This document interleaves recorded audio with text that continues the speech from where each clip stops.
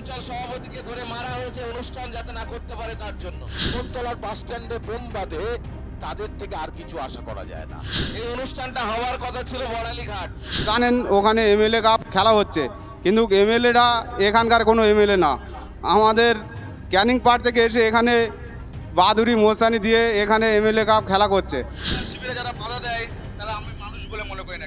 আমাদের জান থাকতে আমরা লড়াই করব, এইটা আপনারা মাথায় রেখে দেন। সেটাতে যাবে না, ওরা রক্তদানকে বাধা দেবে। ওদের উদ্দেশ্য হলো নওশাদ সিদ্দিকীকে বাধা দেওয়া বা আইএসএফ প্রোগ্রামকে বাধা দেওয়া।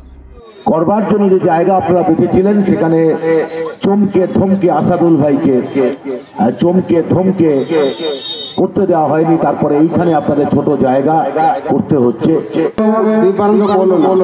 পুলিশের ম্যাডাম ছিল, তাকে মোটামুটি হুমকি দিয়েছে, আমাদের পারমিশন দিয়েছিল। ম্যাডাম বলেছিল 6 তারিখ আমাদের একটা ডেট হয়েছিল, সেই উপলক্ষে ম্যাডাম অলরেডি পারমিশন দিয়ে দিয়েছে। তারপরে যখন আমাদের ডেটটা ক্যান্সেল হলো, সেই উপলক্ষে ভাইজান আমাদের 20 তারিখ ডেট দেওয়া হলো। সেই 20 তারিখ ডেট উপলক্ষে ম্যাডামকে হুমকি দিয়েছে টিএমসির নেতারা। সেই সব নেতাগুলো আজকে আমরা গরিব পার্টির উপলক্ষে একটা অন্নদাতা হিসেবে বিল দেওয়া হয়, কারখানা দোকান, সেই সব কারখানাগুলো দেওয়ার পরে কিছুদিন চাঁদা তোলা হয়। সেখানে মোটামুটি ওরা হুমকি দিয়ে আমাদের মারধর দিয়েছে। আমাদের যারা চাঁদা তুলেছিল প্লাস আমাকেও মেরেছে। ওরা এই রক্তদান শিবিরটা করতে দেবে না বলেছিল। বড়ালিও হুমকির কারণে আমরা মোটামুটি এখানে রক্তদান শিবিরটা করা হচ্ছে। তাতে আমাদের এখনো হুমকি চলছে। আমরা সেই ওদের থেকে ভয় করছি না। সবাই আপনারা আসুন, রক্ত দিয়ে যান, ভালোভাবে কাজটা করছি আমরা এখানে। ওরা সেই উপলক্ষে ওরা দেখতে পাচ্ছে না যে রক্তদান শিবির ওরা কেন করবে, কিন্তু ওরা আমাদের থেকে শিখলো, ভাইজান থেকে সম্পূর্ণ ওরা রক্তদান শিবিরটা ওরা করছে। গতবার কিন্তু করলো না। সেই উপলক্ষে আমাদের এই যে 10 জায়গায় রক্তদান শিবির হচ্ছে, ওরা সহ্য করতে পারছে না। অঞ্চলে ওরা ঝামেলা করেছে, আমাদের এই অঞ্চলে ঝামেলা করেছে। সেই ঝামেলার উপলক্ষে এরা কোনোদিন আমাদের রুখে রাখতে পারবে না। আর আপনারাও আসুন আমাদের সাথে সাথ দেন, তাতে খুব ভালোভাবে রক্তদান শিবিরগুলো হবে। ওরা আমাদের সাথে চ্যালেঞ্জ লাগাচ্ছে।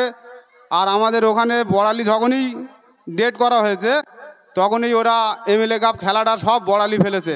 আপনারা জানেন ওখানে এমএলএ কাপ খেলা হচ্ছে, কিন্তু এমএলএরা এখানকার কোনো এমএলএ না।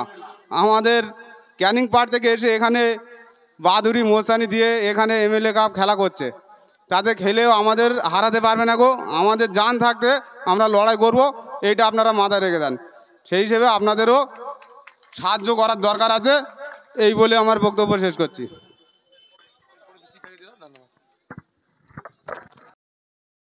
সেটাকে আমি ঘুচিয়ে দেব, রক্তপাতহীন ভাঙর গড়ে তুলব, সেই উদ্দেশ্যকে সামনে রেখে কিন্তু উনি মূলত রক্তদান শিবির তৈরি করেছেন। গত বছর থেকে এতে আপনারা দেখতে পেয়েছেন। এবার 10 দিনের ব্যবস্থা করেছেন।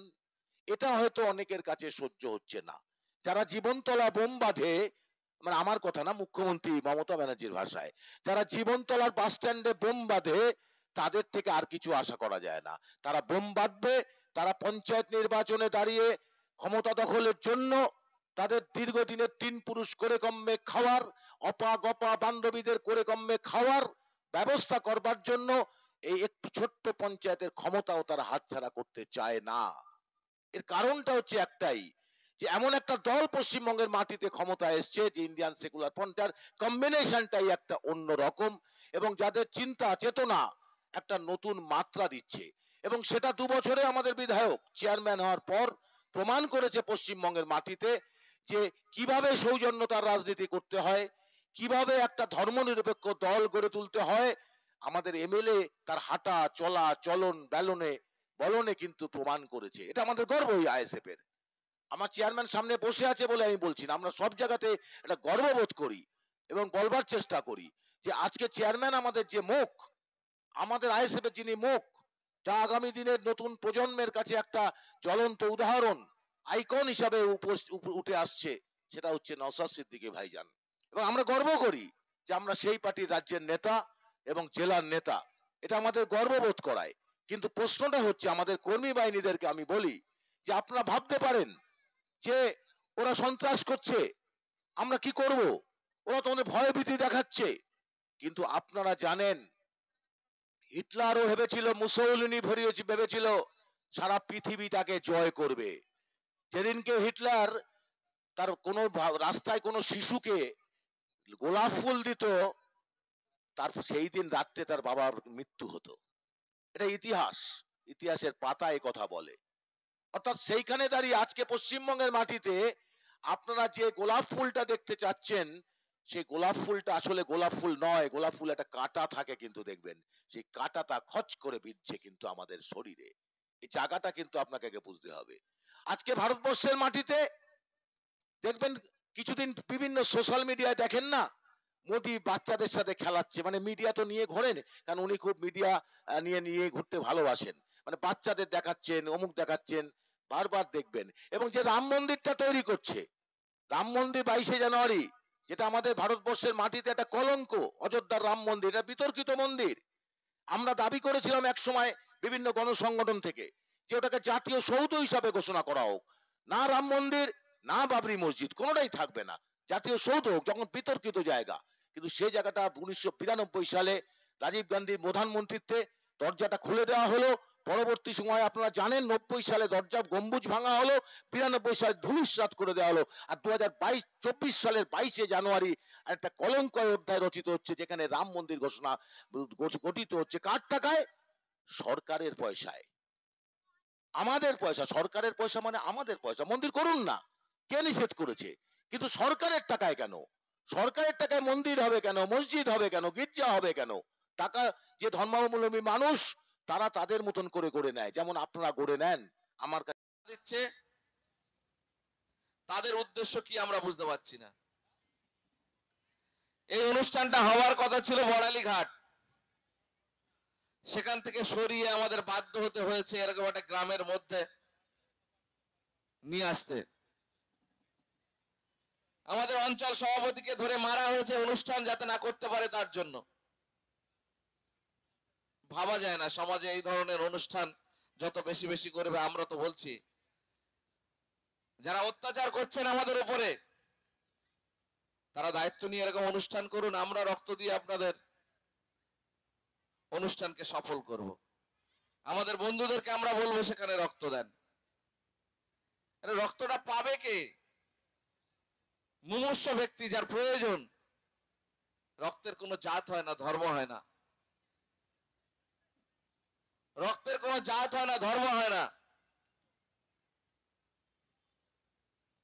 বাঁচার জন্য মানুষের রক্তের প্রয়োজন হয়।